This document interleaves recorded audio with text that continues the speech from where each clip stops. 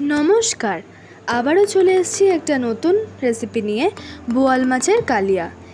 বোয়াল মাছ খেতে কিন্তু 8 থেকে 80 সবাই পছন্দ করেন।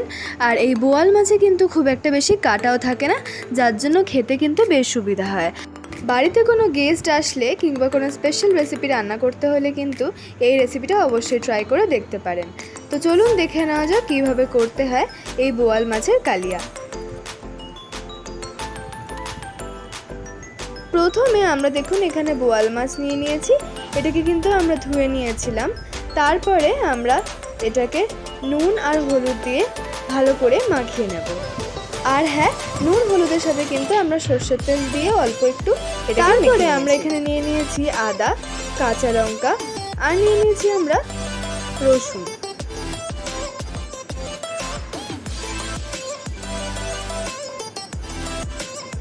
তার সাথে আমরা নিয়েছি আলুগুলো কিন্তু আমরা এভাবে লম্বা লম্বা করে কেটে নিয়েছি।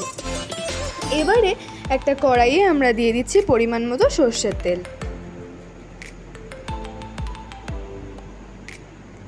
তারপরে সরষের তেলটাকে কিন্তু বেশ কিছুক্ষণ গরম হতে দিতে হবে। তেলটা কিন্তু আমাদের গরম হয়ে গেছে। এরপরে আস্তে আস্তে আমরা এতে মাছগুলো ছেড়ে দেব। আমরা যখন নুন হলুদ মাখিয়েছিলাম তখন কিন্তু আমি বলেছিলাম যে এর মধ্যে অল্প একটু সরষের তেল দিয়ে মাখাবেন। তার এটাই কারণ, বোয়াল মাছে কিন্তু আঁশ থাকে না, তাই জন্য এটা ফাটে। তাই একটা ছোট্ট টিপস, যদি মাখানোর সময় একটু সরষের তেল দিয়ে মাখান তাহলে কিন্তু ভাজার সময় মাছটা ফাটবে কম। এবার সেই কড়াইতেই আমরা আরও একটু তেল অ্যাড করে দিয়ে গরম হয়ে যাওয়ার পরে এর মধ্যে আমরা দিয়ে দিলাম তেজপাতা আর দিয়ে দিলাম শুকনো লঙ্কা।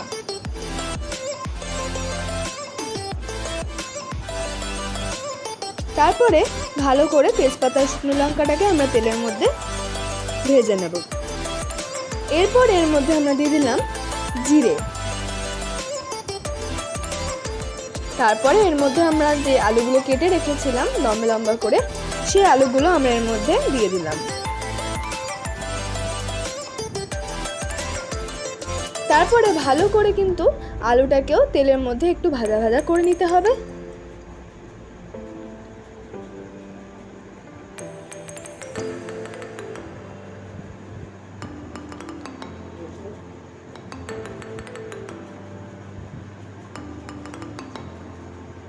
তারপর এর মধ্যে দিয়ে দিলাম আমরা স্বাদ মতো নুন।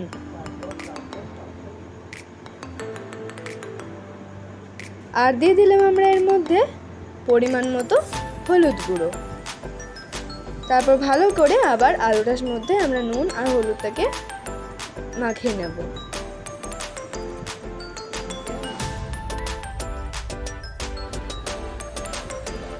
এরপর এর মধ্যে আমরা আদা, রসুন আর কাঁচা লঙ্কা বাটাটা দিয়ে দিলাম। তারপরে ভালো করে আমরা মশলাটা আর আলুটাকে কিন্তু তেলের মধ্যে কষিয়ে নেব।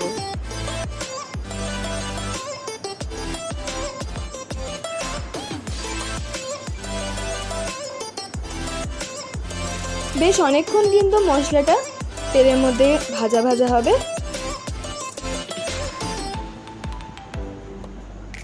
তারপর এর মধ্যে আমরা দিয়ে দিলাম জিরে গুঁড়ো। তার সাথে দিয়ে দিলাম আমরা ধনে গুঁড়ো। আর দিলাম আমরা শুকনো লঙ্কার গুঁড়ো।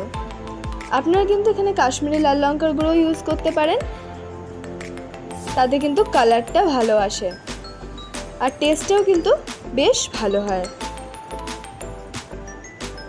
দেখুন মশলাটা কিন্তু অনেকটা কষে কষে এসেছে।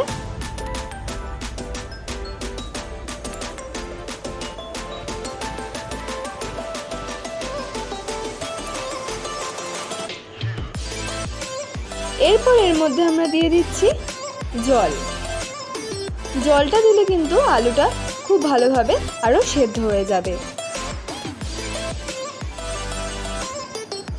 দেখুন অনেকক্ষণ পরে কিন্তু আমরা ফিরে এসেছি। এখন জলটা বেশ টকবক করে ফুটছে, তেলটাও কিন্তু ছেড়ে গেছে। এই সময় আমরা এর মধ্যে দিয়ে দিলাম একটু টমেটো সস। টমেটো সসটা কিন্তু পুরোপুরি অপশনাল, আপনারা চাইলে নাও দিতে পারেন, তবে এটা দিলে কিন্তু টেস্টটা খুব সুন্দর হয়।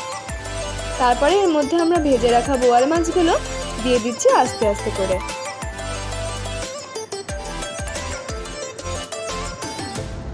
আমাদের এই বোয়াল মাছের কালিয়া কিন্তু প্রায় শেষের দিকে। এই রেসিপিটা কিন্তু এত সুন্দর একটা রেসিপি, আপনারা এটাকে ভাতের সাথে কিন্তু যদি মেখে খান, গরম ভাতের সাথে, তাহলে কিন্তু ফাটাফাটি লাগে। তারপরে ওপর দিয়ে আমরা ছড়িয়ে দিলাম ধনেপাতা। এটাও কিন্তু অপশনাল, আপনারা যদি চান তাহলে স্কিপ করতে পারেন। তবে এই ধনেপাতা দিলে কিন্তু রেসিপির স্বাদটা আরও মাত্রায় বেড়ে যায়। তো রেসিপিটা কেমন লাগলো আমাকে অবশ্যই লিখে জানাবেন। ভালো লাগলে লাইক করুন, সবার সাথে শেয়ার করুন, আর প্লিজ চ্যানেলটাকে সাবস্ক্রাইব করে দিন আরও এরকম অনেক নতুন নতুন রেসিপি পাওয়ার জন্য। আজকের মতো এটুকুই, ফিরে আসছি আরও অনেক নতুন নতুন রান্না নিয়ে। নমস্কার।